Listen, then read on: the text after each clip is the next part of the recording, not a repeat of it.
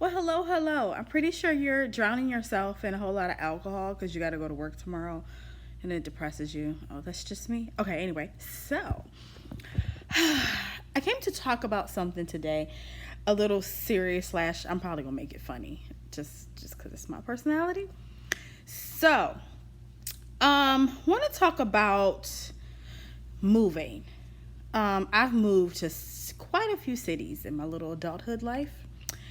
And I think this one has been the most difficult, but um, what's the word I'm looking for? I hate to use it. Difficult, but still blessed, still needed and necessary. So, I'm going to talk to you a little bit about seasons. And like, I always feel like you have to have seasons of isolation in your life. So, I'm going through a season of isolation. So, when I moved here, obviously I was excited and optimistic and all that stuff, and then real life hit in and I was like, oh my god, this is so not me. But I realized that I needed to be in this season of isolation so that I can learn more about myself, but also I needed to be separated from dead situations. And the longer I stayed in Charlotte, I probably was gonna still deal with those dead situations. So just kind of want to discuss that a little bit. So I have a little list.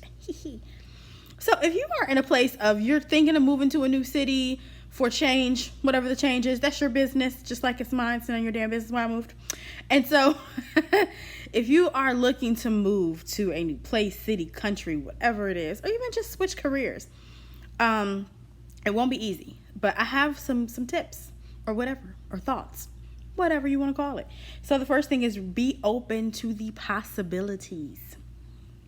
So that means that you need to be open to what can happen, what can't happen, change. You may get there and realize the position that you took isn't for you. And gotta be open to, switching up or accepting it for what it is. Be open to the possibilities. You just never know what you can get out of the experience. Allow yourself time to grieve. Ooh, that's the big one. So for me, I had a lot of fake friendships that died off. And I use that term loosely, and it has nothing to do with women. It has everything to do with men. I've had some friendships. You know how it goes. In private, it's another story, but in public, you just the homie. You know how that goes. And so it took some time for those to die off. I feel like now I'm at a place where I know those are dead, and I'm so happy. I felt like if I would have stayed, I would have been there. But I gave myself time to grieve of realizing how I was in toxic situations. Very toxic, not positive, not anything loving or it just was just trash. Let's just call it what it was. And so, like everybody's talking about their hot girl summer. Girl, I had mine last summer. I'm sitting my ass down somewhere summer. Okay? But I will cheer you on from the sidelines. But I say just be open to because you may lose some friendships and you may gain some, and some may be stronger. I've had friendships that have gotten stronger because they're like, go team, go run a mile. Like, you got it. I'm still supporting you.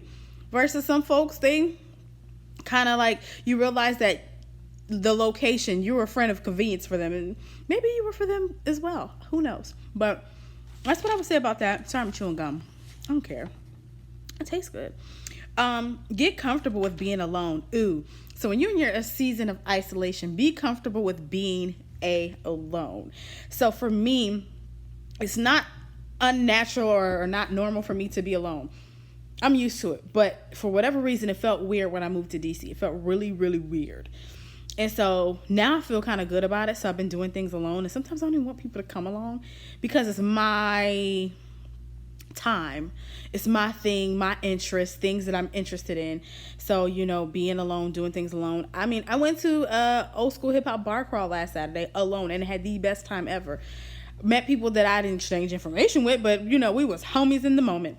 So, I mean, you just never know. So I would say, get comfortable with being alone.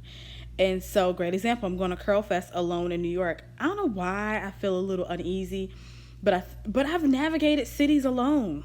I don't know why New York feels like this monster, but I know I'm gonna be okay. But whatever. And my pockets won't be okay because I'll be buying a lot of products. And explore your new surround. No, I skipped it. I did. When needed, visit loved ones. Okay, so that's like if I need a recharge and I feel like I'm drowning, I go visit loved ones. And that means like I can go to Charlotte to visit friends. I did that recently. That helped me. And then I'm doing good, but I'm gonna go home probably in a couple weeks, like August 9th or something, that weekend. I'm gonna go home and see my family in Ohio, which is always gonna be a blessing because my daddy's gonna feed me. He's gonna give me drinks, and my mom's gonna make me laugh and get on my nerves and wake me up extremely early in the morning to go to breakfast. But I'm gonna be happy to go with her because that's what we do. We go out to eat and we talk. And I get to see my family, and I'll probably go to my uncle's house and we'll all drink and talk crap and talk about everybody and, exchange gossip. I'm so excited. So I'll be happy to go do that.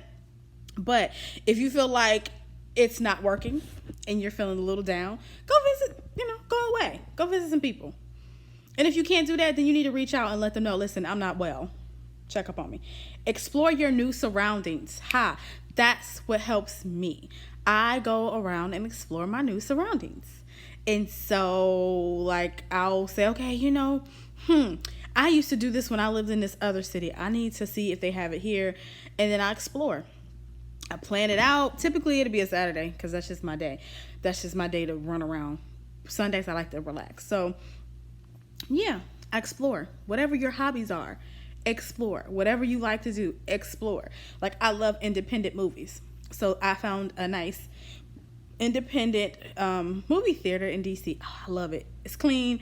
It's better than the regular franchise ones. It's very nice. They serve liquor, mixed drinks, and they're not like their bartender is, it's nice, and it's it's your artsy people in there and people who really love films and whatnot. Honorable mention. Okay, engage into your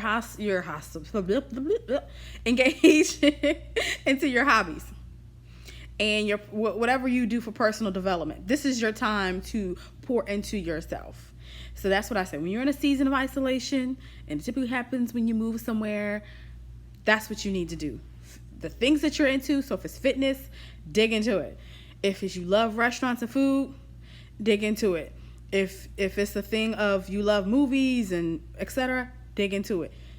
Get into it. This is your time to do it because now you're not in a space of, oh, friend, let's go here.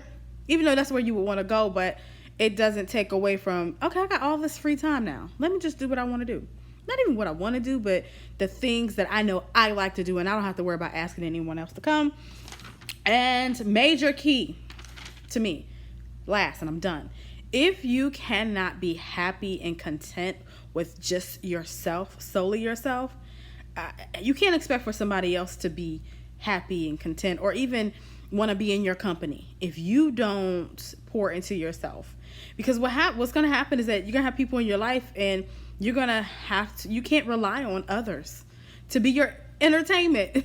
So you need to pour into yourself. But if you can't be by yourself, then what are you doing in this life? You can't be crutching on people to be your lifeline. Not happening.